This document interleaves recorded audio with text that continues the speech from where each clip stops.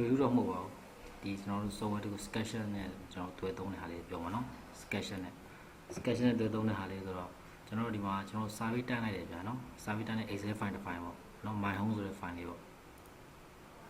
my home ဆိုတဲ့ဟာလေး Excel file လေးနော် point number ရှိတယ် and တန်းမှုရှိတယ် e တန်းမှုရှိတယ် z ရှိတယ်နော်ဒါဖော်ပြချက်တွေပေါ့ဒီမှာဒါလေးရှိရပေါ့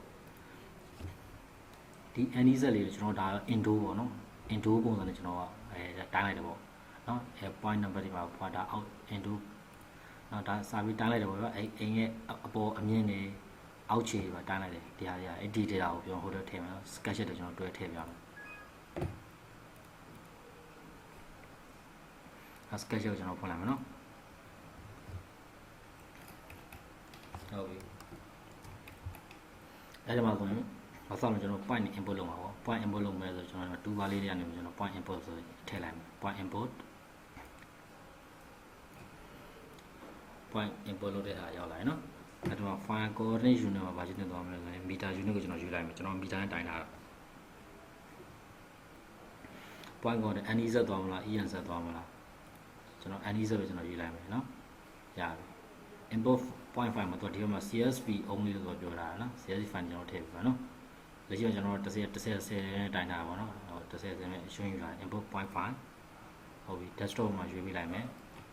desktop မှာ my home ကျွန်တော်ဒီဟာလေးတွေ့နော် my home open လုပ်ပေးလိုက်မယ် open ဒီမှာပွင့်လာပြီ my home နော် my home ကိုကျွန်တော်ရဲ့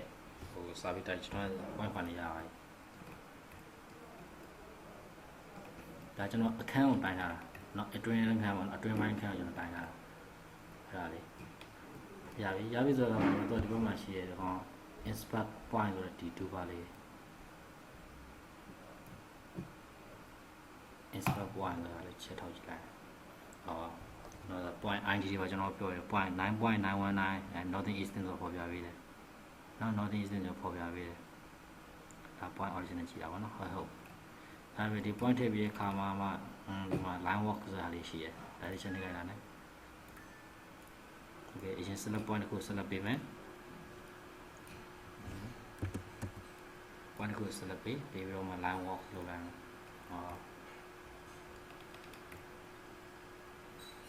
ဒါတော့သူဒီရလုပ်တဲ့ဟာလုပ်ပေးရပါတော့ဒါပုံချမ်းလေးပုံစံပေါ့နော်ပုံချမ်းလေးရမှာကြောက်အတွင်းအိမ်တွင်းဆိုအိမ်တွင်းပေါ့ကောလန်ခန်းနေ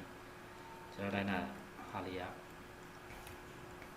ဒီဟာဆိုရင်အရှိဒါဒီဘက်အရှိရ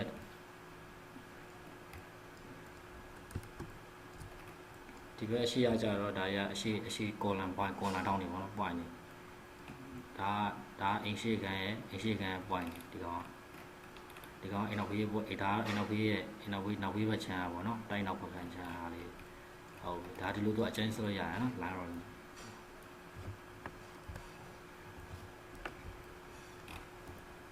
ဟုတ်ပြီပြကမှာဆက်လို့ရတယ်ဆက်လို့ရတယ်ဆိုကျွန်တော်ဒီမှာ line 2လေးနဲ့ခင်းတဲ့2လေးနဲ့ကျွန်တော်နော်အောက်ခြေကျွန်တော်ဘာလို့လဲရတယ်မှာပွားနေကျွန်တော်ဆက်လို့ရတယ်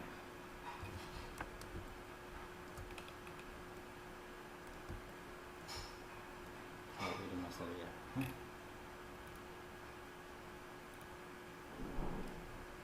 ဟုတ်ဘာလို့ဒီပါဆက်လို့ရတယ်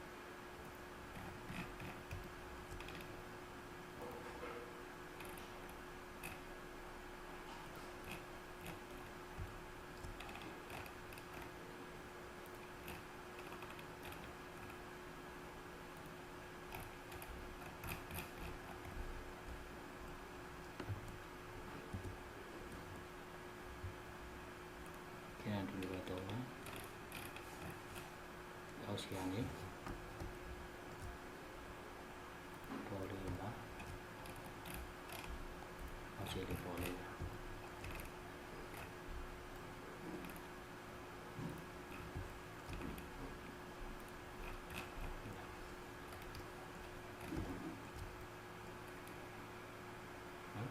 ချလာ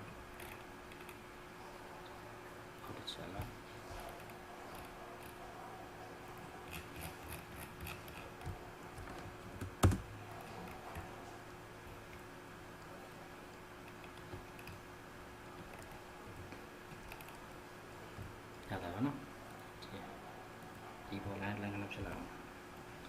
ဒီရောက်မှာဒါကြတော့ဟောဒါကြတော့ကျွန်တော်အိမ်ရှိအခန်းပုံစံလေးကျွန်တော်ဆွဲလာအိမ်ရှိကိုအခန်းရှိနေအောင်လေးပေါ့နော်ချက်တိုင်း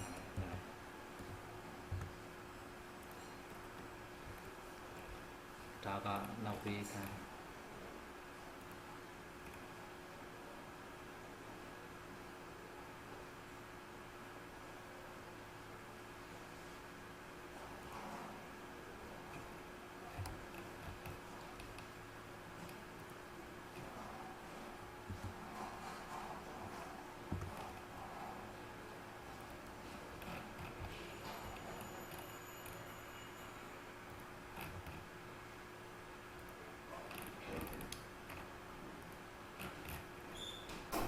အခန်းတွေဒီကနေကျွန်တော်အခန်းတွေပိတ်လိုက်လို့ရတယ်နော်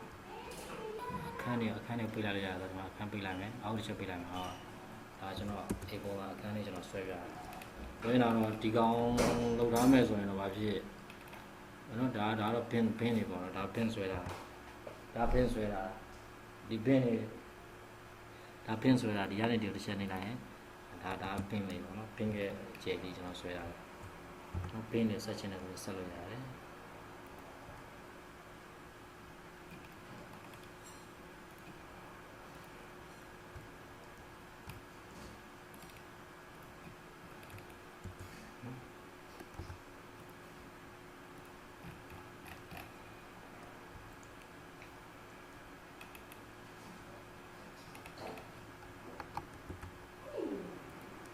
ပြင်ရ rectangle လေးနဲ့ဆွဲလိုက်ပြီဒီဟာလေးပြီးတော့ rectangle လေးဆွဲလိုက်ရတယ်ဒါအချမ်းမျိုးဆွဲရတာပေါ့နော်အချမ်းမျိုးဆွဲရတာ